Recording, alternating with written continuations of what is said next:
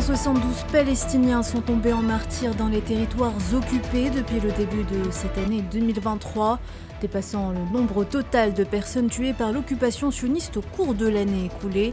C'est ce qui ressort d'un rapport publié toutes les 2 semaines par le Bureau des Nations Unies pour la coordination des affaires humanitaires dans les territoires palestiniens occupés. Le rapport indique donc que le nombre de Palestiniens tués par les forces sionistes en Cisjordanie jusqu'à fin août 2023 a atteint 172, dépassant le nombre total de Palestiniens tués tout au long de l'année 2022.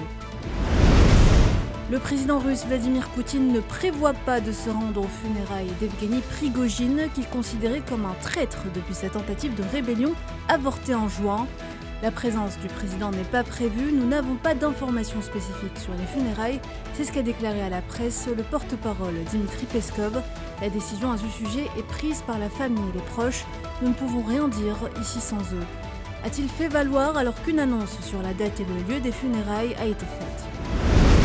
La Finlande va augmenter de 40% son budget de la défense d'ici 2026 à la suite du conflit russo-ukrainien. C'est ce qu'a annoncé le ministre de la Défense au moment où le pays nordique envisage de rejoindre l'OTAN.